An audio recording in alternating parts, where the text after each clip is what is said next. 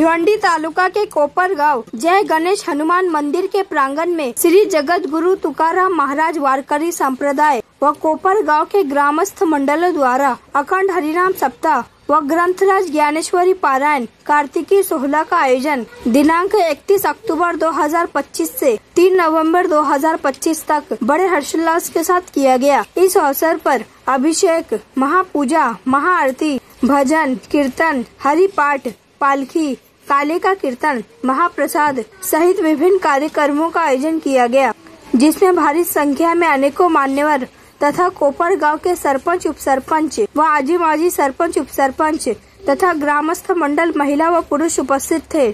आइए देखें वहाँ का एक दृश्य। 6 महिन्यापर्यंत तुला भोगावं लागलं बरं का। हो, माझा मुद्दा संपला। मला सांगायचा भाव तो असा, जे काही ना तसं सुख गेलं म्हणजे दुःख आणि दुःख गेलं म्हणजे नक्कीच कधीतरी सुख आल्याशिवाय राहणार नाही, या आशेने जीवन जगतो आणि कर्मामुळे जीवाला या मृत्यू लोकांमध्ये यावं लागतंय। हो, मागच्या जन्मात कर्म शिल्लक आहे, ते कर्म भोगून संपवण्याकरता त्याला जन्म घ्यावा लागतो। बरं चला, दुसरं कारण मी सांगितलं, मागच्या जन्मात पाप शिल्लक आहे, ते पाप भोगून संपवण्यात वेगळं सांगायची गरज नाही। हो, मागच्या अंत समयाला आपल्या अंतःकरणामध्ये जशा प्रकारची वासना, जशा प्रकारची इच्छा असेल ना, तद्वत जीवाला पुढचा जन्म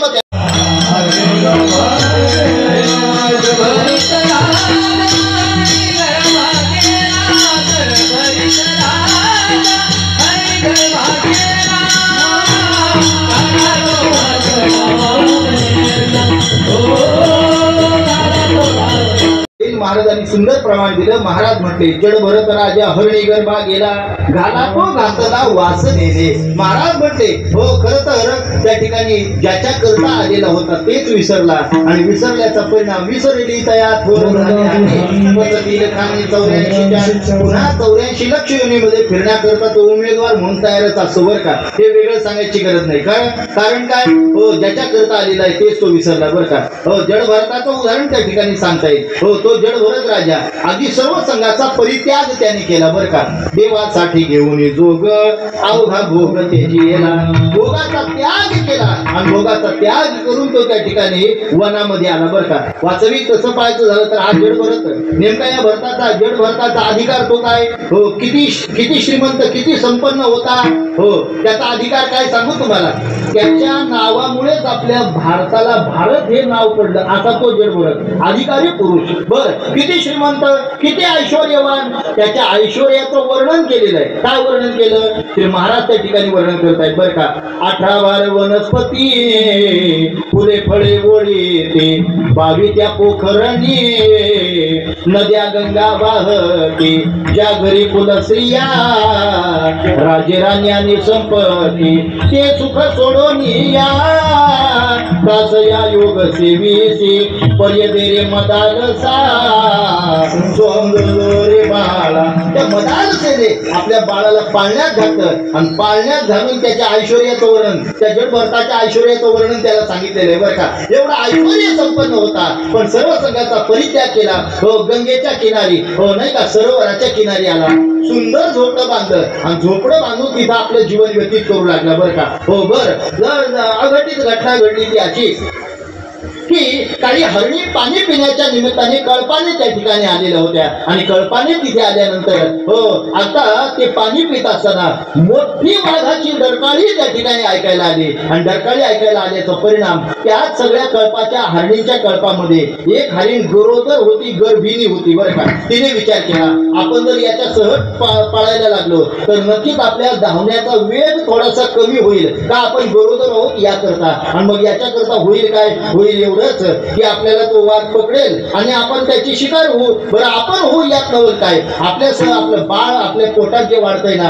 हे बाळ सुद्धा जाईल। मग त्याच्या भीतीने तिने काय केलं, पळायला गेली आणि पळत असताना मात्र त्या ठिकाणी तिचा गर्भ खाली पडला बरं का। बरं, हे सगळं घडलं हो या जड भरताच्या डोळ्यासमोर। ते नवजात शिशु पडलेलं, ते हरणीचं पाडच पडलेलं त्या ठिकाणी पाहिलं आणि पाहिल्यानंतर त्याला दया आली बरं का, दया आली। लहान बाळ त्या ठिकाणी पाहिलं की की माणसाला थोडीशी दया येतच असते, हे वेगळं सांगायची गरज नाही बरं का. हो नाही का, एखादं लहान बाळ असेल ना, निरागस गोंडस दिसणार ते बाळ. आता ते निरागस गोंडस का दिसतंय? पाप पुण्याच्या छटा त्याच्या चेहऱ्यावर नसतात बरं का. बरं, लहान बाळामध्ये देवाचं अस्तित्व असतंय, याकरता ते गोंडस दिसतंय. कोणाचं काय वाईट व्हावं हा भाव त्याच्या अंतःकरणामध्ये नसतो, आणि याकरता तो असा नाही का गुबगुबीत दिसत असतोय, गोरा गोमटा दिसत असतोय. अगदी त्याला पाहिलं मग ते आपल्या गावातल्या वैऱ्याचं देखील जरी असलं ना, तरी असं वाटतंय त्याला उचलून घ्यावं आणि त्याच्या 2-4 पप्या घ्याव्या. असं वाटतंय की नाही? असं वाटतंय की नाही? हे कोणाचं चालतंय? लहान बाळाचं, म्हाताऱ्या माणसाचं अजिबात नाही. बरं का, लक्षात घ्या.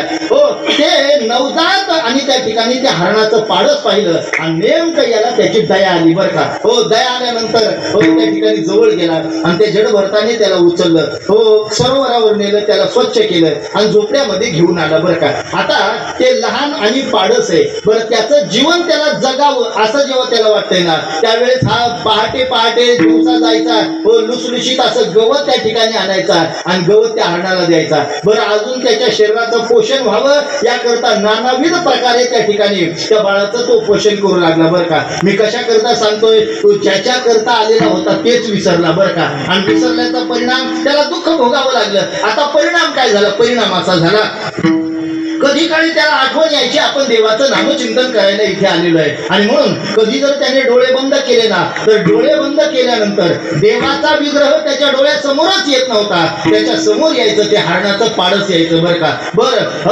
हरणाचं पाडस त्या ठिकाणी डोळ्यासमोर आलं की देवाचं नामचिंतन विसरायचा आणि मनात ध्यानात एकच ध्यास असायचा, त्या हरणाचं कसं होईल, त्या हरणाचं कसं होईल, त्या हरणाचं कसं होईल, त्या हरणाचं कसं होईल, यात मरणाचं कसं होईल हेच विसरला आणि त्याच वेळेस मरण आलं. परिणाम, जो मृग ध्यासे निमाला तो मृगत्वाची पावला.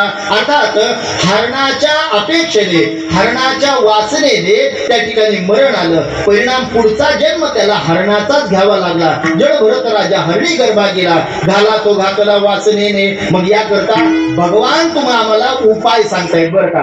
उपाय काय आहे? भगवान म्हटले, अंत समयाला जशी वासना असेल तद्वत जर तुला पुढील जन्म त्या ठिकाणी असेल ना, भोगावं लागेल ना, मग याकरता तू असं कर, माझ्या स्वरूपाला प्राप्त होण्याकरता तू अखंड माझं स्मरण कर. हे भगवान परमात्म्याने आणि त्या ठिकाणी तुम्हाला आम्हाला सांगितलेला उपाय.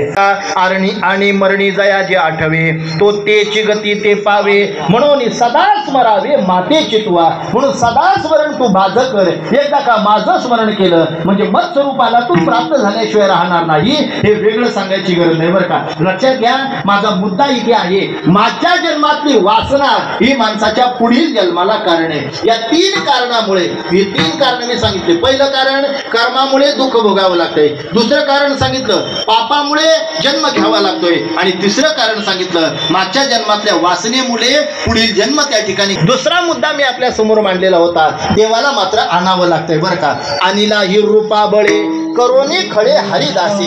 इथे खळे या शब्दाचा अर्थ आहे प्रयत्नपूर्वक. संतांनी काय केलं? प्रयत्नपूर्वक देवाला या मृत्यू लोकांमध्ये आणलं.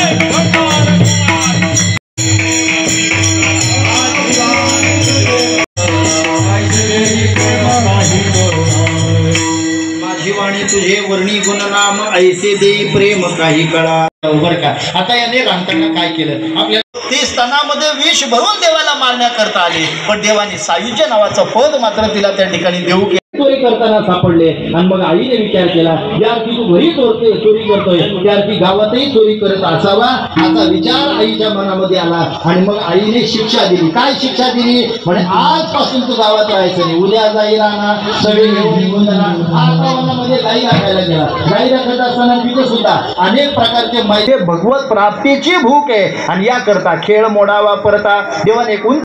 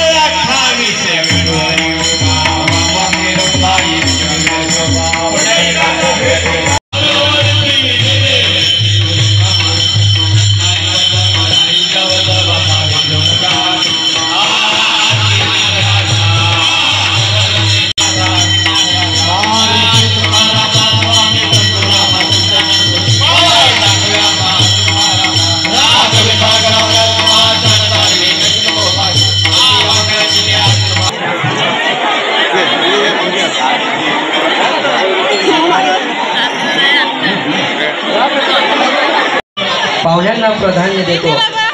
पाहुणी मंडळी जेवल्याशिवाय आपण भावी भक्तांचे जितके आभार मानावे तेवढे फार कमीच आहेत।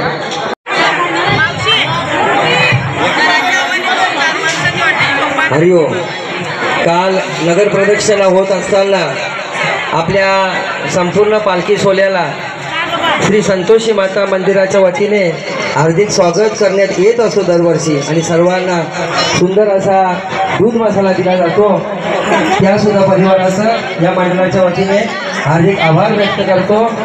तसेच नित्य नेमाने येणारी माणसं घरी आपण सांगतो परमार्थाच्या वाटचालीमध्ये कधीच 100 नेहमी येणारे हरिभक्त पारायण गुरुस्थानी असणारे परदेशी महाराज म्हणजे विठ्ठल महाराज परदेशी बालको, तसेच हरिभक्त पारायण आपले पूर्णा गावचे गणेश महाराज श्री जितेंद्र महाराज काल्हेर मात्रे दररोज त्यांनी उपस्थिती दाखवली। तसेच आपले आम्ही ज्यांना अण्णा महाराज म्हणतो घनश्याम अण्णा महाराज भगवान भंडारी दिवस नाश्ता फराळ दिलेला आहे। बालको